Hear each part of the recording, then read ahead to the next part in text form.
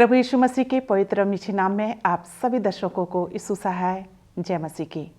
आज के हमारे साबु स्कूल पाठ के अध्ययन में मैं आप सभी का हार्दिक स्वागत करती हूं और साथ ही साथ आज हमारे साबु स्कूल पाठ के अध्ययन में गेस्ट हैं पास्टर आर भारती और पास्टर फ्रैंकलिन। मैं आप दोनों का भी तहे दिल से वेलकम करना चाहती हूँ, स्वागत करना चाहती हूँ आज के हमारे साबु स्कूल पाठ के अध्ययन में। इससे पहले कि हम अपने साबु स्कूल पाठ के अध्ययन में आगे बढ़ें, हम अपनी आंखों को बंद करेंगे और दुआ करेंगे और दुआ में अगुवाई पास्टर आर भारती करेंगे। आइए दुआ करें। ज़मीन और आसमान के बनाने वाले परमपिता परमेश्वर, हमारे सृष्टिकर्ता, हम तेरे पास आते हैं, तेरा धन्यवाद देते हैं प्रभु कि तूने हमें ये मौका दिया कि हम तेरे वचन से के द्वारा परमेश्वर लोगों से बातचीत कर सकते हैं। इसलिए परमेश्वर तुझसे दुआ करते हैं कि तू हम में से हर एक के साथ हो और अपना वचन जो परमेश्वर तूने हमें दिया है, हमें ऐसी समझ और बुद्धि दे कि हम उसे लोगों के साथ बांट सकें और परमेश्वर तेरे लोग जो हैं उसको सुन सकें और स्वीकार कर सकें। उससे दुआ करते हैं अपने तमाम श्रोताओं के लिए कि प्रभु तो उनको आशीष दे, उनके परिवारों पर, उनके बाल बच्चों पर, उनकी खेती बाड़ी, उनके पशुधन पर परमेश्वर तेरी कसरत से आशीष चाहते हैं। बहुतायात के साथ तू परमेश्वर उनको अपनी आशीषों से मामूर कर और हम तमाम को तो अपनी महिमा के लिए इस्तेमाल कर। प्रार्थना को सुन और कबूल कर, मसीह यीशु के नाम में मांगते हैं, आमीन।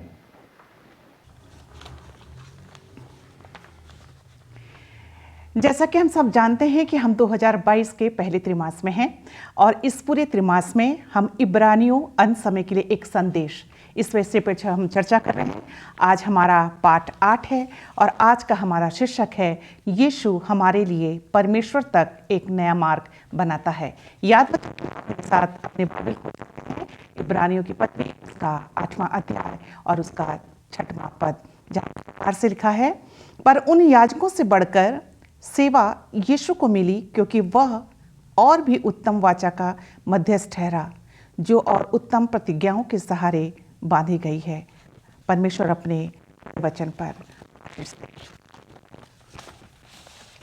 प्रिय दर्शकों, आज के हम अपने साबु स्कूल पाठ के अध्ययन में ये सीखेंगे कि प्रभु यीशु मसीह हमारे लिए इस दुनिया में आया और एक सिद्धता का जीवन यापन किया। प्रभु यीशु मसीह 33.5 साल इस संसार में रहे। उन्होंने एक अच्छा और आज्ञाकारिता का उदाहरण हमें दिया और हमें सिखाया भी। उन्होंने हमारे पापों के कारण अपनी जान क्रूस पर दे दी। हमारे पापों के लिए एक बड़ी कीमत उन्होंने अदा किया। अपनी क्रूस पर मृत्यु और सिद्ध जीवन के द्वारा यीशु ने हमारे लिए परमेश्वर के पास पहुंचने का एक नया मार्ग संभव बनाया। इस नई वाचा का नाम दिया गया। यह नई वाचा क्या है? यह नई वाचा पुरानी वाचा से बेहतर कैसे है? नई वाचा हमारे लिए क्यों महत्वपूर्ण है? आज हम अपने साबु स्कूल पाठ के अध्ययन में सीखेंगे। आइए हम रविवार के पाठ पे चलेंगे और पास्टर फ्रैंकलिन के पास चलेंगे। रविवार का पाठ जिसका शीर्षक है एक नई वाचा की आवश्यकता। एक नई वाचा की आवश्यकता, इस शीर्षक को ध्यान पे रखते हुए हम पास्टर फ्रैंकलिन से पूछेंगे, पास्टर फ्रैंकलिन, हमें नई वाचा की आवश्यकता क्यों पड़ी? बड़ा ही अच्छा प्रश्न है कि हमें नई वाचा की आवश्यकता जो है वो क्यों पड़ी। अगर हम सबों को याद होगा तो मैं सोचता हूँ कि हम सब जानते हैं, हमने सीखा भी है कि नई वाचा क्या है, पुरानी वाचा जो है वो क्या है। और पुरानी वाचा के बारे में हम सब जो है बहुत जो है अच्छी तरीके से जानते हैं और हमने उसका अध्ययन भी जो है वो किया है। पर आइए हम आज नई वाचा पर थोड़ा सा जो है वो मनन चिंतन करेंगे और इसके लिए मैं आप सभी को जो है पवित्र शास्त्र में ले जाना चाहता हूँ और मैं चाहता हूँ कि आप मेरे साथ अपनी बाइबलें खोलें। हम पढ़ेंगे इब्रानियों उसका 7वां अध्याय और उसके 11वें पद से लेकर 19वें पद तक। इब्रानियों उसका 7वां अध्याय और उसके 11वें पद से लेकर 19वें पद तक। और यहाँ पर जो है नई वाचा क्या है, नई वाचा की आवश्यकता जो है क्यों पड़ी, उसके बारे में हम थोड़ा सा जो है वो सीखेंगे। यहाँ पर लिखता है कि यदि लेवीय याजक पद के द्वारा सिद्धि प्राप्त हो सकती, जिसके सहारे लोगों को व्यवस्था मिली थी, तो फिर क्या आवश्यकता थी कि दूसरा याजक मलकीसिदक की रीति पर खड़ा हो और हारून की रीति का ना कहलाए? क्योंकि जब याजक का पद बदला जाता है तो व्यवस्था का भी पद अवश्य है, क्योंकि जिसके विषय में ये बातें कही जाती हैं वो दूसरे गोत्र का है, जिसमें से किसी ने वेदी की सेवा नहीं की, तो प्रकट और भी हमारा प्रभु यीशु यहूदा के गोत्र में से उदय हुआ है और इस गोत्र के विषय में मूसा ने याजक पद की कुछ चर्चा नहीं की। हमारा दावा और भी स्पष्ट से प्रकट हो जाता है जब मलकीसिदक के समान एक और याजक उत्पन्न हो जाता है, जो शारीरिक आज्ञा की व्यवस्था के अनुसार नहीं पर अविनाशी जीवन की सामर्थ्य के अनुसार नियुक्त हुआ हो, क्योंकि उसके विषय में ये गवाही दी गई है, तू मलकीसिदक की रीति पर युगान युग याजक है। इस प्रकार पहली आज्ञा निर्बल और निष्फल होने के कारण लोप हो गई, इसलिए कि व्यवस्था ने किसी बात की सिद्धि नहीं की और उसके स्थान पर एक ऐसी उत्तम आशा रखी गई जिसके द्वारा हम परमेश्वर के समीप आ सकते हैं। अगर आपने ध्यान से इन आयतों को सुना होगा तो यहाँ पर हम इस बात पर निष्कर्ष निकाल सकते हैं कि क्या कारण था कि जो पुरानी वाचा को जो है वो हटाया गया और नई वाचा को जो है वो सामने लाया गया, और नई वाचा की जो है वो ज़रूरत जो है वो क्यों पड़ी। और मैं आपको कुछ बातें बताना चाहता हूं कि जो पुराने वाचा में जो है जो कमियां थी, जो खामियां थी, जो पर्याप्त नहीं थी, इसका तात्पर्य यहाँ पर ये नहीं होता है कि हमारा परमेश्वर जो है वो न्याय संगत नहीं था, क्योंकि परमेश्वर ने ही जो है ये पुरानी वाचा दी थी और अब परमेश्वर जो है उस पुरानी वाचा को निकाल कर जो है वो नई वाचा जो है वो क्या करना मांग रहा है, हम सबों को जो है वो देना मांग रहा है। तो आज संत पौलुस जो है वो हमें समझाने की कोशिश कर रहा है कि कौन कौन सी ऐसी चीज़ें थी जिसको जो कि पुरानी वाचा में थी और वो जो है हम सबों के लिए पर्याप्त नहीं थी, काफ़ी नहीं थी, उसके बारे में हम जो है वो देखेंगे। हम यहाँ पर देखते हैं कि पुरानी वाचा में जो है कुछ ऐसी समस्याएं थी। कौन कौन सी समस्याएं हैं? और ये समस्याएं जो है जो कि पुरानी वाचा हमें सिद्ध नहीं बना सकती थी। हम जो पशु बलि चढ़ाया करते थे पुरानी वाचा के अनुसार जो है, हम जानते हैं कि ये क्या था, हमारे अपराधों के लिए हमारे पापों के लिए जो है वो हम चढ़ाया करते थे। पर ये पशु बलि जो है जो कि पुराने नियम में हम देखते हैं, पढ़ते हैं या जानते हैं, वो हमें जो है क्या कर सकती थी, पाप से स्वतंत्र ये जो है वो आज़ाद नहीं कर सकती थी। फिर तीसरी बात हम देखते हैं कि पशु बलि और हमारे लिए परमेश्वर के पास जाने का मार्ग जो है वो प्रशस्त नहीं हो सकता था।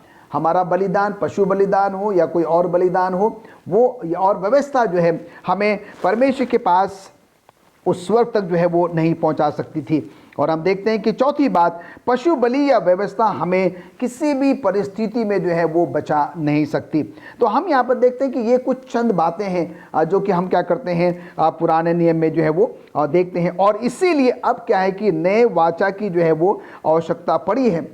दर्शकों, हम सबों को ये जानना समझना जो है वो बहुत बहुत ज़रूरी है कि नई वाचा की आवश्यकता जो है वो क्यों पड़ी और नई वाचा जो है पुरानी वाचा से जो है वो बेहतर क्यों हुई। और हम यहाँ देखते हैं कि पुरानी वाचा भी तो परमेश्वर के द्वारा ही जो है हम सबों को दी गई थी, और जैसे कि मैंने आपको बताया है कि ये कोई न्याय संगत नहीं है, और परमेश्वर जो कहता है वो क्या करता है, उसको पूरा भी करता है। और परमेश्वर जो है इजरायली के साथ था, और हम देखते हैं कि वैसे जो है वो परमेश्वर आज भी हम सबों के साथ है।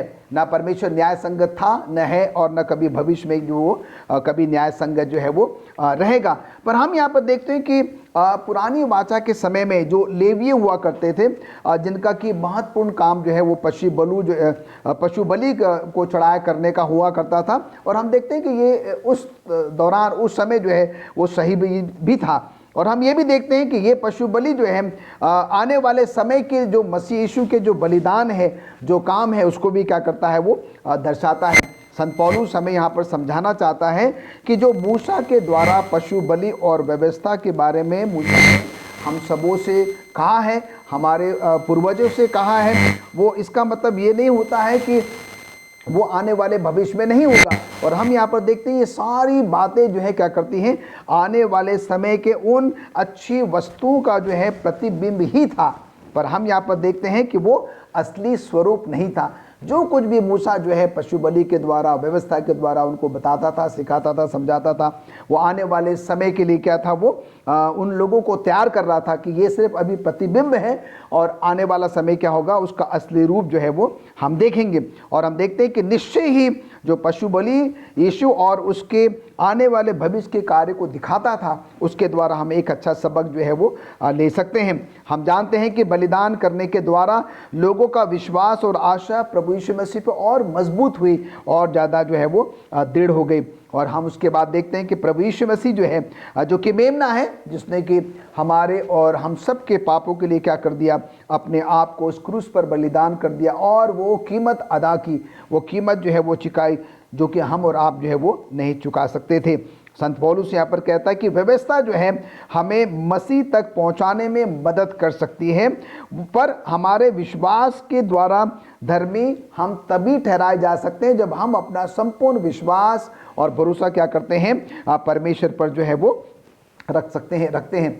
10 आज्ञा जो है हम सबको जो है क्या कर सकती है, वो प्रभु परमेश्वर के पास जो है वो लेकर आ सकती है। हमारी कमियां खामियां जो है वो बता सकती है। जिस प्रकार से हम जो दर्पण देखते हैं, मिरर देखते हैं कि हमारा कहीं बाहर जाने से पहले कि हम कैसे दिख रहे हैं, कौन कौन सी कमियां हमारे अंदर में हैं, पर उसको निकालने का काम जो है हमें स्वयं को जो है वो करना पड़ता है। उसी प्रकार से आध्यात्मिक रूप से जो है अगर हमको शुद्ध होना है, हमको पवित्र होना है, तो हमें क्या करना होगा, सिर्फ और सिर्फ जो है संपूर्ण विश्वास और भरोसा जो है प्रभु परमेश्वर पर जो है वो रखना होगा। और हम यहाँ पर देखते हैं कि जब हम अपना विश्वास और भरोसा जो है सिर्फ और सिर्फ जो है प्रभु परमेश्वर पर रखेंगे, तो हमारा जो है वो उद्धार होगा। और वो जो नई बात है जिसके बारे में हम जो है वो सीख रहे हैं, वो हमारे हृदय में जो है प्रभु परमेश्वर क्या करना मांगता है, वो लिखना मांगता है, जिससे कि वो हमारे और आपके साथ क्या कर सके, ज़्यादा से ज़्यादा समय के लिए जो है वो वास कर सके। धन्यवाद देना चाहती हूँ पास्टर फ्रैंकलिन आपके अच्छे विचारों के लिए। आइए हम सोमवार के पाठ पे चलेंगे और जिसका शीर्षक है बिल्कुल नया और फिर से नया बना। पास्टर भारती के पास चलते हैं। पास्टर भारती, शीर्षक को देख के शीर्षक को ध्यान पे रखते हुए मैं आपसे जानना चाहती हूँ, ये बिल्कुल नया और फिर से नया बना, यहाँ पे किस नया की बात हो रही है? ये इसके ऊपर बातचीत करने से पहले मैं अपने दर्शकों को थोड़ा सा बताना चाहता हूँ, जो पास्टर फ्रैंकलिन ने अभी बताया वाचा के बारे में। जो पुरानी वाचा थी उसको अगर हम सीखते हैं तो हम उसको 3 हिस्सों में यानी कि 4 हिस्सों में हम उसको सीख सकते हैं आज इस पूरे पर्चे को। कि जो वाचा थी, जो परमेश्वर के वादे थे, वो आदम से लेकर के अब्राहम तक वो मूजाबानी मौखिक रूप से एक जाति से दूसरी जाति में, एक जनरेशन से एक वंश से दूसरे वंश में उनको जो है पहुँचाया जाता था। उसके बाद जब मूसा आया तो मूसा को जो है परमेश्वर ने अपनी वाचा पत्थर की पट्टियों के ऊपर लिख करके दी कि तुम ऐसा करोगे तो मैं तुम्हारे साथ ऐसा करूँगा। ये परमेश्वर की वाचा थी। उसके बाद जो हम देखते हैं कि कागज़ के ऊपर परमेश्वर की वाचा जो है वो लिखी गई। और इन तीनों को जो है हम यहाँ पर देख सकते हैं कि जो मौखिक वाचा थी उसको इंसान भूल सकता था या बताते हुए उसमें कुछ गलतियां हो सकती थीं। और जो पत्थर के ऊपर लिखी गई, पत्थर जो था वो टूट सकता था, खराब हो सकता था। और कागज़ के ऊपर जब वाचा लिखी गई तो कागज़ भी जो है उसको नष्ट किया जा सकता था, उसको जला दिया जा सकता था, वो भी उससे खराब हो सकती थी। लेकिन आज हम जो नई वाचा के बारे में सीख रहे हैं उसमें कुछ ज़्यादा नया नहीं है, लेकिन एक कह सकते हैं कि एक हिस्सा जो है वो उसको जो है यहाँ हम इस तरह से समझ सकते हैं कि जो पुरानी वाचा थी उसमें पापी मनुष्य लोग जो थे वो उस वाचा का वो पढ़ करके, सुन करके या उसको अपने सामने रख करके उसका पालन करने की कोशिश करते थे जैसा उन्होंने वादा किया था। और हम इस पुरानी वाचा में देखते हैं कि ये वाचा जो है वो उसमें उसका पालन करने में वो नाकाम हो गए, क्योंकि उन्होंने उसको अपनी नज़रों से हटा दिया या उसमें जो है वो मौखिक रूप से उसमें जो है कुछ बदलाव कर दिया। और यहाँ हम देखते हैं कि जो पुरानी वाचा थी वो सारी की सारी वाचा खुदावंद यीशु मसीह के जीवन को, उसकी मृत्यु को, उसके जी उठने को और उसके इस मध्यस्थता के जीवन को दिखाती थी। आज हम जब इस नई वाचा के बारे में सीख रहे हैं तो मैं अपने दर्शकों के लिए इब्रानियों की किताब उसकी 8 अध्याय की 10 आयत से लेकर के और 12 आयत तक यहाँ पर पढ़ना चाहता हूँ, जिसमें इस तरह से लिखा है। फिर प्रभु कहता है कि जो वाचा के मैं उन दिनों के बाद इस्राएल के घराने के साथ बांधूंगा वह यह है कि मैं अपनी व्यवस्था को उसके मनों में डालूंगा और उसे उनके हृदयों पर लिखूँगा और मैं उनका परमेश्वर ठहरूँगा और वे मेरे लोग ठहरेंगे। और हर एक अपने देश वाले को और अपने भाई को ये शिक्षा ना देगा कि तू प्रभु को पहचान, क्योंकि छोटे से बड़े तक सब मुझे जान लेंगे, क्योंकि मैं उनके अधर्म के विषय में दयावंत हूँगा और उनके पापों को फिर स्मरण ना करूँगा। ये नई वाचा का जिक्र किया गया है। इस नई वाचा में जो हैं वही वादे हैं जो परमेश्वर ने अपनी पुरानी वाचा में अपने लोगों के साथ किए हैं, लेकिन केवल फर्क इतना है कि पुरानी वाचा जो थी वो मौखिक रूप में थी, पत्थर की पट्टियों के ऊपर थी, कागज के ऊपर थी, लेकिन अब परमेश्वर इस नई वाचा को मेरे और आपके दिलों में लिख देना चाहता है।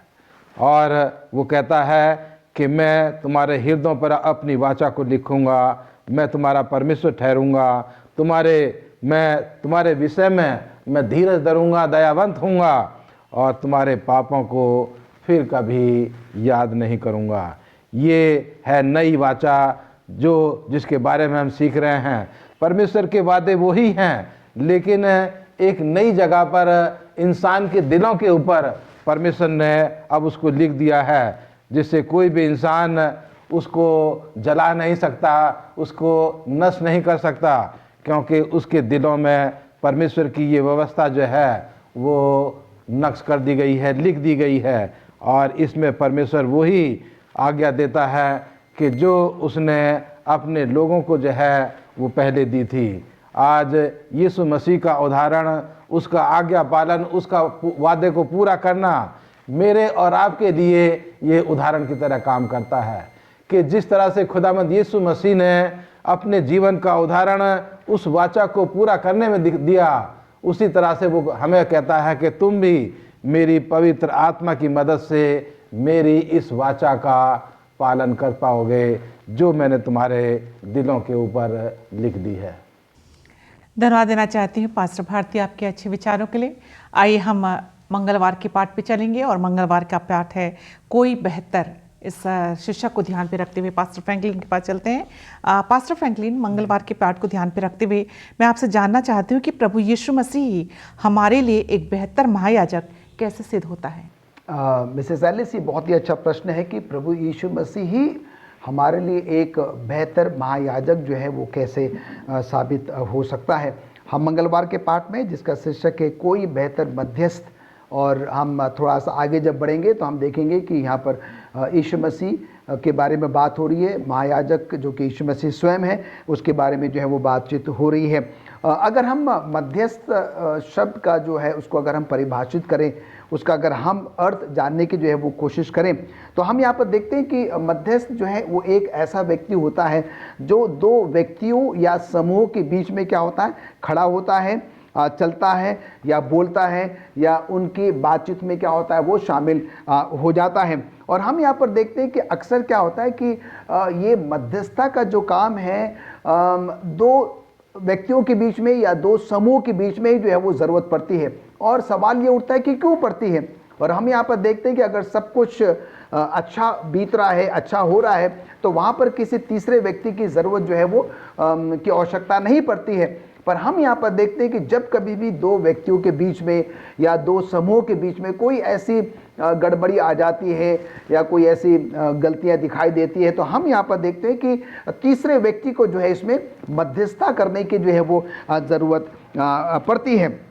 तो आज के सब हम दो प्रकार के जो है वो मध्यस्थ के बारे में जो है वो जान सकते हैं। पहला तो हम देखते हैं कि स्वार्थपूर्ण मध्यस्थता करना, और दूसरा जो है वो निस्वार्थपूर्ण जो है वो मध्यस्थता करना। आज के परिवेश में अक्सर जो है हम क्या देखते हैं, स्वार्थपूर्ण मध्यस्थता करना को देखा जा सकता है। कोई भी व्यक्ति जो है अगर आपके बीच में आता है, मध्यस्थता करता है, तो उसका कुछ न कुछ जो है उसमें क्या होता है, लालच होता है, लोभ होता है, स्वार्थ जो है वो अक्सर जो है वो देखा जा सकता है। आज के मंगलवार के सबे स्कूल पाठ में अगर हम देखें तो मध्यस्थता को समझाने के लिए जो है एक ग्रीक शब्द, एक यूनानी शब्द का जो है वो प्रयोग किया गया है, और जो शब्द है मेसिटास, और ये शब्द जो है मेसिटास जो है वो मेसोस से जो है वो आया है। और ये शब्द जो मेसोस है और जिसका अर्थ होता है किसी के बीच में खड़ा होना या बोलना या शामिल होना या समस्या का जो है वो समाधान करना या किसी रूप में शांति दूत के रूप में जो है वो खड़ा होना, गवाह के रूप में खड़ा होना या किसी का क्या करना है वो समझौता जो है वो करना। पर आज हम जो है एक ऐसे मध्यस्थ के बारे में, एक ऐसे मध्यस्थता करने वाले के बारे में जो है वो सीखेंगे जो बिल्कुल भी क्या है कि निस्वार्थ है, निष्कलंक है, अतुल्य है, उपमा रहित है, अच्छा सलाहकार है, मददगार है, हमारा समाधान कर सकता है और जो आपके लिए हमेशा क्या करता है, निस्वार्थ जो है वो वकालत करता है, मध्यस्थता करता है और हम सबों के लिए परमेश्वर के बीच में और हमारे और परमेश्वर के बीच में वो क्या करता है, एक मध्यस्थता का, एक वकील का और एक महायाजक का जो है वो क्या करता है, वो काम करता है। और मैं सोचता हूँ कि हम सब अब तक समझ गए होंगे मैं किसके बारे में जो है बात कर रहा हूँ और ये केवल और केवल जो है वो प्रभु यीशु मसीह है। और हम देखते हैं कि प्रभु यीशु मसीह है जिसने मनुष्य और परमेश्वर के बीच में क्या करी, मध्यस्थता की है।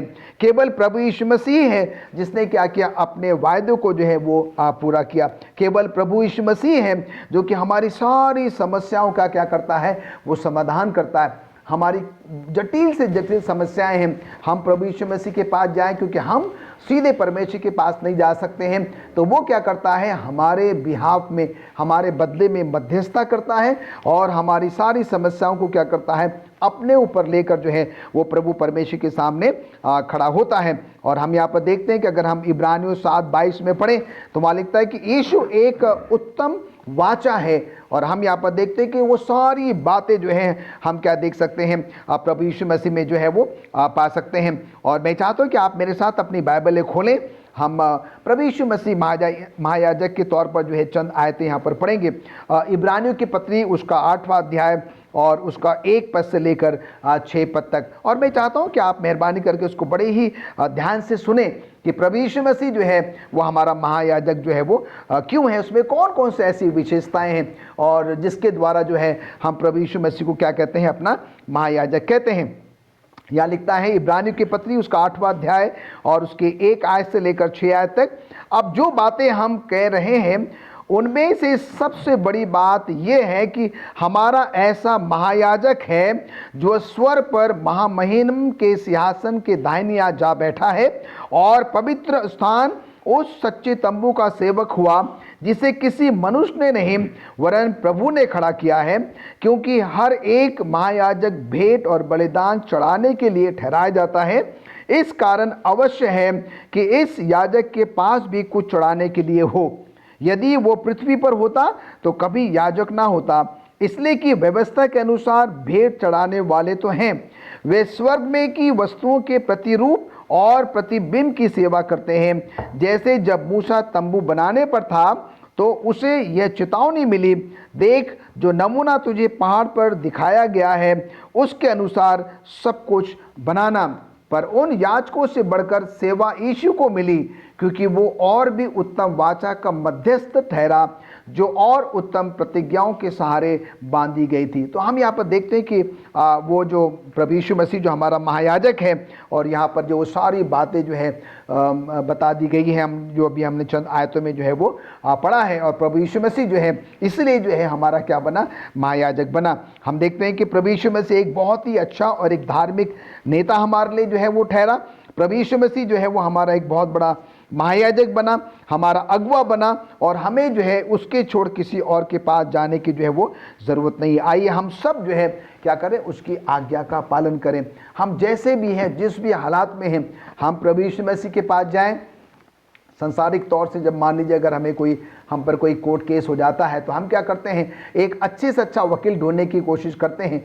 पर संसारिक तौर से जो है हम किसी भी एक ऐसे अच्छे वकील के बारे में सोचते हैं। मैं सोचता हूं कि शायद वो काफ़ी नहीं होगा, पर जब हम प्रभु यीशु मसीह के बारे में बात करते हैं, वो ऐसा मध्यस्थ है, ऐसा महायाजक है। हमारा केस कितना से जटिल क्यों ना होगा, वो क्या करेगा, प्रभु परमेश्वर के पास जाके जो है उस समस्या का जो है वो समाधान करेगा। धन्यवाद देना चाहती हूँ पास्टर फ्रैंकलिन आपके अच्छे विचारों के लिए। आइए हम बुधवार के पाठ पे चलेंगे और बुधवार का पाठ का शीर्षक है नए समझौते में बेहतर प्रतिज्ञाएं। पास्टर भारती के पास चलते हैं। पास्टर भारती, ये बेहतर प्रतिज्ञाओं से क्या मतलब है? ये जो हमारा आज का बुधवार का पर्चा है सीखने के लिए, इसमें ये दो खास शब्द जो है वो जोड़े गए हैं, बेहतर प्रतिज्ञाएं। इस नई वाचा में बेहतर कौन से वो वायदे हैं, कौन सी वो प्रतिज्ञा हैं जिनको मैं आज आपके सामने बताना चाहता हूं। लेकिन उससे पहले मैं इब्रानियों की किताब उसके 10वें अध्याय की 5 आयत से लेकर के मैं कुछ पढ़ना चाहता हूं। यहाँ पर लिखा है, इसी कारण मैं जगत में आते समय कहता है, बलिदान और भेंट तूने ना चाही, पर मेरे लिए एक देह तैयार की। होम बलियों और पाप बलियों से तू प्रसन्न नहीं होता। तब मैंने कहा, देख मैं आ गया हूँ, पवित्र शास्त्र में मेरे विषय में लिखा हुआ है, ताकि हे परमेश्वर तेरी इच्छा पूरी करूँ। ऊपर तो वह कहता है, ना तूने बलिदान और भेंट और होम बलियों और पाप बलियों को चाहा और ना उससे प्रसन्न हुआ, यद्यपि ये बलिदान तो व्यवस्था के अनुसार चढ़ाए जाते हैं। फिर वह कहता है, देख मैं आ गया हूँ ताकि तेरी इच्छा पूरी करूँ। अतः वह पहले को उठा देता है, दूसरे को नियुक्त करे। इसी इच्छा से हम यीशु मसीह की देह के एक ही बार बलिदान चढ़ाए जाने के द्वारा पवित्र किए गए हैं। पौलुस रसूल जो है इन आयतों में बहुत ही साफ तरीके से यहाँ पर जो है ये बताने की कोशिश कर रहा है कि जो पुरानी वाचा थी, जिसमें पशुओं की बलि जो है वो चढ़ाई जाती थी, उसकी जगह अब खुदावंद यीशु मसीह ने अपना जीवन जो है उसको कुर्बान कर दिया है। ये यहाँ जो है इसको नया दिखाया गया है कि जो बलियाँ पुराने समय में पवित्र स्थान में की जाती थीं, उनकी वो सारी की सारी खुदावंद यीशु मसीह के जीवन को दिखाती थीं। और अब यहाँ पौलुस रसूल कहता है अपनी इब्रानियों की किताब में कि वो सब चीज़ें जो यीशु मसीह को दिखाती थी, अब खुदावंद यीशु मसीह ने खुद आकर के उन चीज़ों को पूरा कर दिया है और उसने अपना बलिदान दे करके उस व्यवस्था को जो है वो पूरा कर दिया है।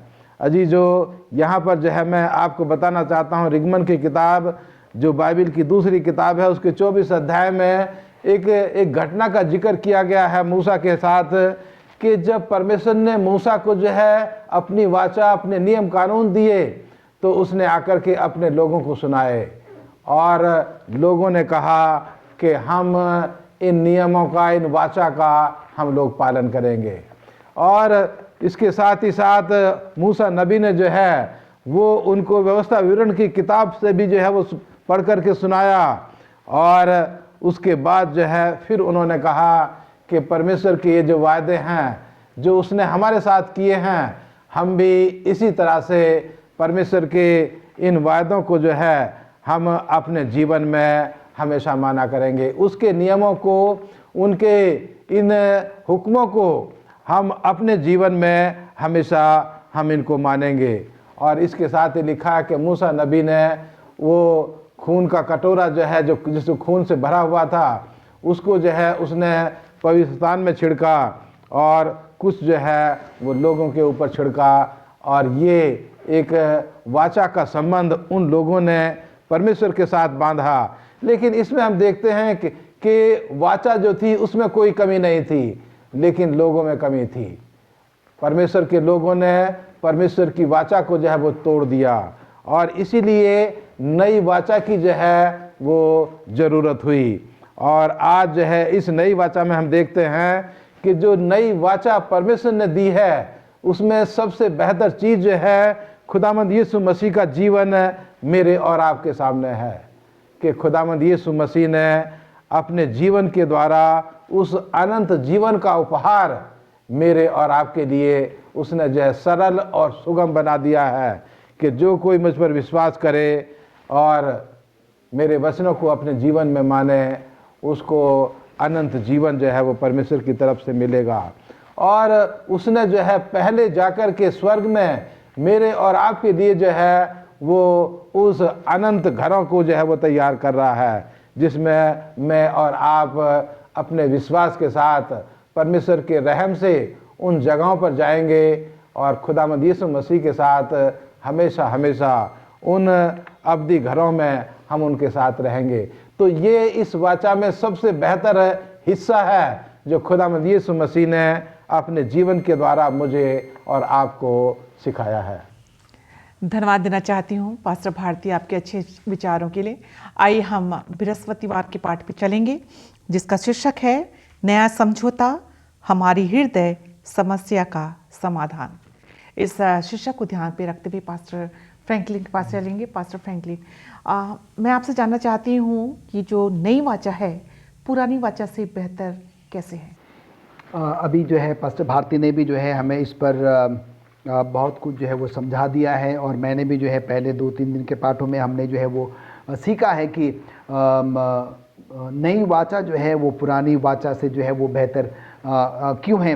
और हम यहाँ पर देखते हैं कि आज हम गुरुवार के पाठ में, और जैसे कि हम सब जानते हैं कि परमेश्वर ने क्या किया कि मूसा को जो है सीनै पर्वत पर बुलाया, और बुलाने के बाद जो है जो परमेश्वर ने स्वयं अपनी उंगली से लिखी हुई वो जो 10 आज्ञाएं हैं 2 पट्टियों पर जो है परमेश्वर ने जो लिखी थी, और हम यहाँ पर देखते हैं कि क्या क्या मूसा को जो है वो दे दिया। और हम सब जानते हैं कि ये 10 आज्ञाएं जो हैं पहली 1 से 5 जो है वो मनुष्य का परमेश्वर के प्रति जो फ़र्ज़ कर्तव्य क्या है उसको दर्शाता है, और उसके बाद 6 से लेकर जो 10 आज्ञा हैं वो मनुष्य के प्रति जो है क्या फ़र्ज़ क्या कर्तव्य है उसको जो है वो दर्शाता है। और हम यहाँ पर देखते हैं कि जब मूसा ने वो 10 आज्ञाएँ लाई जिसको कि 2 पत्थरों पर जो है पट्टियों पर लिखी गई थी, और हम देखते हैं कि उसको लाकर मूसा ने क्या किया, उस वाचा के संदूक में या उस पवित्र संदूक भी हम कह सकते हैं, और उसमें क्या कर दिया, उसको जो है वो रख दिया, और जिसका वर्णन जो है हम व्यवस्था विवरण उसके 10वें अध्याय में उसके 1 आयत से लेकर 4 आयत तक जो है वो हम पढ़ते हैं। और हम यहाँ पर देखते हैं कि जैसे कि पास्टर भारती ने ऑलरेडी इसके बारे में बता दिया है कि ये जो 10 आज्ञा जो 2 पत्थरों पर लिखी गई थी, 2 पत्थरों की पट्टियों पर लिखी गई थी, ये टूट सकती थी या तोड़ी भी जा सकती थी। और हम यहाँ पर देखते हैं कि अगर वो कागज़ पर होती या पेपर पर होती तो या उसको भी फाड़ा जा सकता था, उसको काटा जा सकता था, या उसको जो है वो जलाया भी जो है वो जा सकता था। और आपको याद होगा जब परमेश्वर ने जब मूसा को जो है सीनै पर्वत पर बुलाया, और हम देखते हैं कि जब मूसा को नीचे आने में जब देर हो गई तो हम क्या देखते हैं कि जो हारून के साथ तमाम वो जो लोग थे उन्होंने क्या किया, कहा कि भाई मूसा को आने में देर हो रही है, क्या पता मूसा आएगा या नहीं आएगा। तो उन्होंने क्या किया, फिर वो एक बछड़ा को लेकर अपने सारे गहनों के द्वारा जो है बछड़ा बनाया और उसकी पूजा उपासना करना जो है वो शुरू कर दिया। और हम यहाँ पर देखते हैं कि परमेश्वर को ये पता लगता है, परमेश्वर मूसा को कहता है कि तेरे जो लोग जो नीचे हैं तेरे विलंब के कारण जो है वो ऐसा घृणित काम जो है वो कर रहे हैं, तू क्या कर, इन पट्टियों को लेकर नीचे जा। और जब मूसा नीचे उतरता है तो वो अपने लोगों को जो है ये घृणित काम करते हुए देखता है, उसका क्रोध जो है बहुत भपक जाता है, वो बहुत ज़्यादा क्रोधित हो जाता है।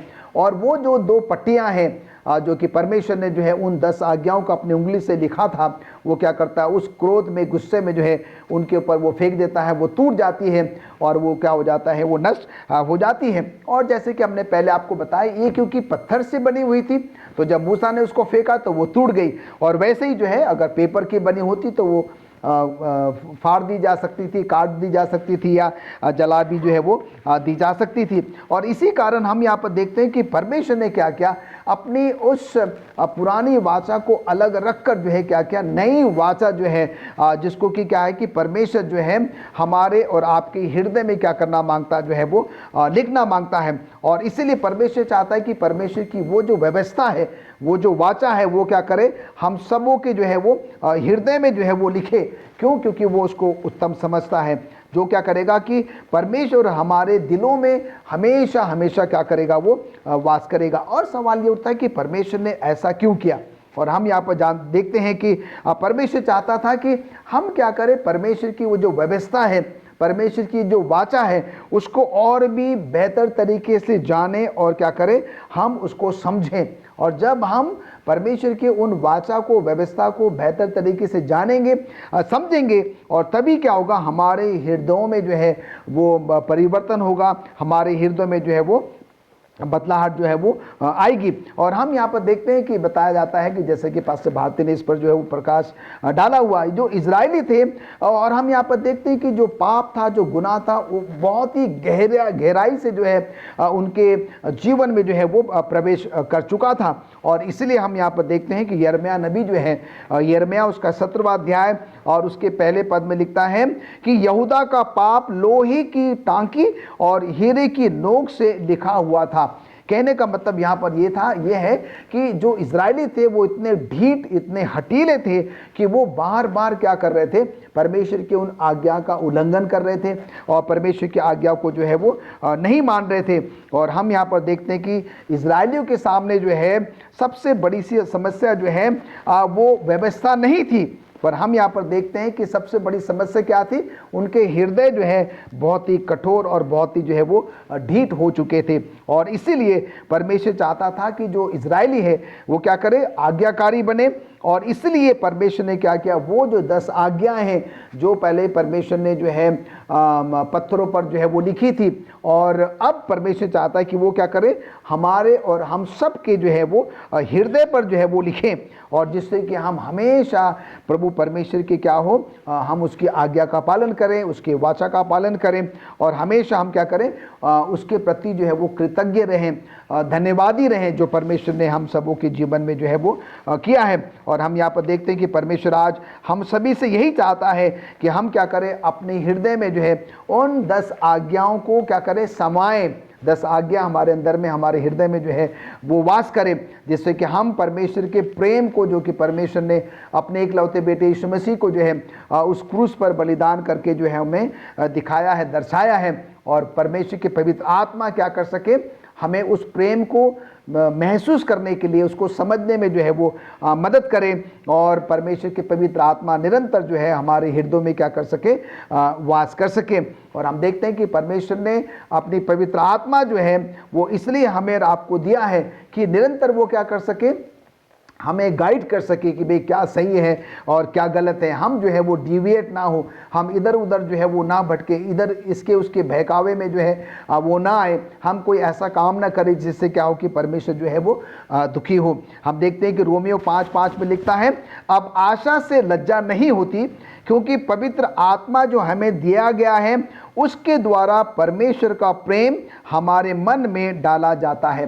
तो हम यहाँ पर देखते हैं कि संत पौलुस यहाँ पर भी जो कहता है कि अब आशा से हमें लज्जा जो है वो नहीं होती है, और क्योंकि पवित्र आत्मा जो हमें दिया गया है और उसके द्वारा परमेश्वर का प्रेम हमारे मन में क्या होता है, बसता है। हम यहाँ पर देखते हैं कि गलतियों 5:22 में जहाँ पर जो है आत्मा के फल का जिक्र है, लिखता है कि आत्मा के फल प्रेम, आनंद, शांति, धीरज, कृपा, भलाई, विश्वास, नम्रता और संयम है। ऐसे ऐसे कामों के विरोध में कोई भी व्यवस्था नहीं है। जब हम इन चंद आयतों पर मनन करते हैं, चिंतन करते हैं, तो हम यहाँ पर देखते हैं कि जो परमेश्वर ने नई वाचा हम सबों के लिए दी है, जो वो अपने उस वाचा को 10 आज्ञाओं को जो हमारे हृदय में लिखना चाहता है, बसाना चाहता है, वो हम सबों के लिए जो है बहुत बहुत जो है वो ज़रूरी है। एक आयत मैं आपके सामने पढ़ूंगा, उसके बाद हम जो है आज के पाठ को यहाँ पर विराम देंगे। यिर्मयाह उसका 31वां अध्याय और उसका 33वां पद। यिर्मयाह उसका 31वां अध्याय और उसका 33वां पद लिखता है, परंतु जो वाचा मैंने उन दिनों के बाद इज़राइल के घराने से बांधूंगा वो ये है, मैं अपनी व्यवस्था उनके मन में समवाऊंगा और उसे उनके हृदय पर लिखूंगा, और मैं उनका परमेश्वर ठहरूंगा और वे मेरी प्रजा ठहरेंगे। यहोवा की ये वाणी है। तो हम यहाँ पर देखते हैं कि बिल्कुल साफ होगी परमेश्वर का वचन यिर्मयाह नबी के द्वारा हमें बताना चाहता है कि अब परमेश्वर क्या है कि वो नई वाचा को जो है हम सबों के हृदय में समवाना चाहता है। वो हमारा परमेश्वर होना चाहता है, और परमेश्वर चाहता है कि हम क्या हो, उसके जो है वो लोग हो। धन्यवाद देना चाहती हूँ पास्टर फ्रैंकलिन आपके अच्छे विचारों के लिए। और आइए हम शुक्रवार के पाठ पे चलते हैं। शुक्रवार के पाठ को ध्यान पे रखते हुए पास्टर भारती से आज हम शुक्रवार के पाठ का अध्ययन करेंगे उनके द्वारा। अभी जैसे पास्टर फ्रैंकलिन ने बताया, यिर्मयाह 31 अध्याय को उन्होंने पढ़ा, और ये साफ तरीके से जो है यहाँ बता दिया गया है। इब्रानियों की किताब में भी उसी चीज़ को यहाँ दोहराया गया है कि इस अंत के दिनों में परमेश्वर ने अपनी वाचा को हमारे दिलों में, हमारे मनों में जो है वो बैठा दिया है। हमारे विवेक में, हमारे कॉन्शस में परमेश्वर ने अपनी वाचा को जो है वो रख दिया है। और इसलिए आज जो है इस शुक्रवार के पर्चे को जो है जब हम देखते हैं तो ये वाचा जो है वो दो खास चीज़ों के बारे में मुझे और आपको बताती है। और जैसे थोड़ा सा जिक्र किया गया अभी पास्टर फ्रैंकलिन ने कि ये वाचा जो है ये मुझे और आपको सिखाती है कि हम परमेश्वर को प्यार करें और अपने पड़ोसी को भी अपने समान प्रेम करें। यहाँ पहला यूहन्ना उसका 5 अध्याय की 3री आयत में लिखा है, क्योंकि परमेश्वर से प्रेम रखना यह है कि हम उसकी आज्ञाओं को माने। तो ये वाचा है परमेश्वर की कि अगर हम परमेश्वर को प्यार करते हैं तो हम परमेश्वर की आज्ञाओं को मानेंगे। और वो आज्ञाएं, वो वाचा हमारे दिलों में, हमारे विवेक में, हमारे मनों में परमेश्वर ने जो है उसको रख छोड़ा है। और इसलिए पहला यूहन्ना की 2री अध्याय और इसकी जो है 4थी आयत भी यहाँ कहती है कि जो कोई यह कहता है कि मैं उसे जान गया हूँ और उसकी आज्ञाओं को नहीं मानता वह झूठा है और उसमें कोई सच्चाई नहीं।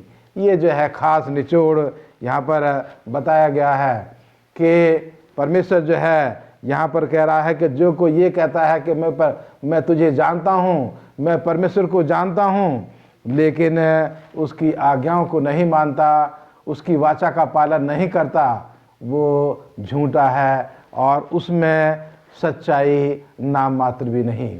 तो ये दो खास बातें जो हैं परमेश्वर मुझसे और आपसे यहाँ इस पर्चे के द्वारा आज सिखाना चाहता है कि ये नई वाचा है जो परमेश्वर ने मेरे और आपके दिलों में रखी है कि हम परमेश्वर को प्यार करें, उसकी आज्ञाओं को मानें और अपने पड़ोसी को भी अपने समान प्रेम करें। परमेश्वर का अनुग्रह हमें हमारे जीवन में तभी होगा जब हम विश्वास से उसकी आज्ञाओं का पालन करते हैं।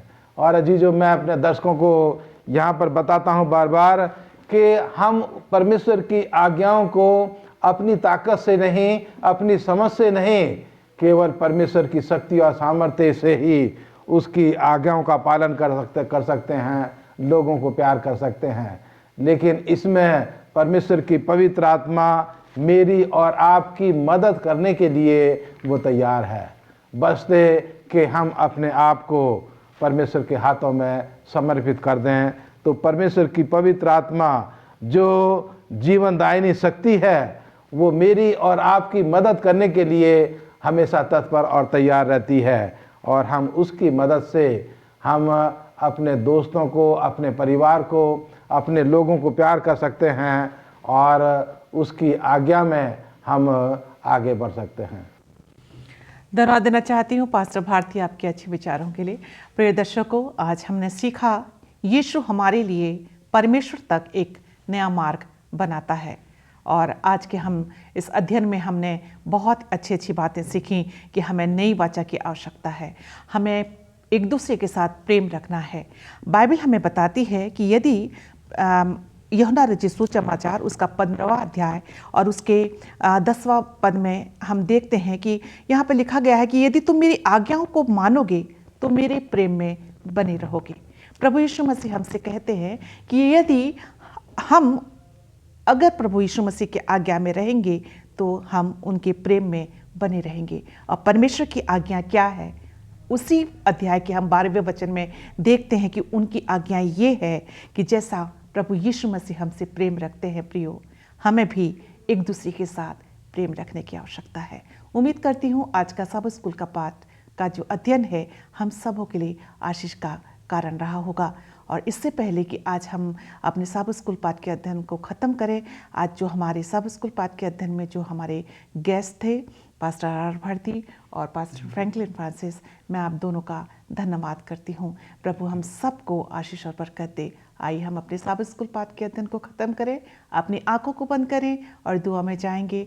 और इस समय मैं रिक्वेस्ट करूँगी पास्टर फ्रैंकलिन से दुआ में हमारी अगुवाई करें। आइए प्रार्थना करें। स्वर्गीय पिता परमेश्वर, हम आपका धन्यवाद देते हैं आज के अच्छे सबक स्कूल पाठ के लिए। प्रभु, हमारा विश्वास है कि आज हमने बहुत कुछ सीखा है। प्रभु, आज के सबक स्कूल पाठ के द्वारा जो आपकी नई वाचा है, जो आप हमारे हृदय पर लिखना चाहते हैं, समवाना चाहते हैं, प्रभु हम चाहते हैं कि आप वैसा ही करें जैसे आपके पवित्र वचन में लिखा हुआ है, जिससे कि हमारे जीवन में वो बदलाव, वो परिवर्तन आए, जिससे कि जब लोग हमें देखें, आपको जाने, पहचाने और अपने जीवन को आपको समर्पित करें और उस स्वर्गीय घर के हिस्सेदार हो सकें। एक बार फिर से प्रभु आज के सब स्कूल पाठ के लिए हम आपका धन्यवाद देते हैं। धन्यवाद देते हैं कि आपने हमारी प्रार्थनाओं को सुना है। प्रभु यीशु मसीह के नाम से मांगते हैं, आमीन। आमीन।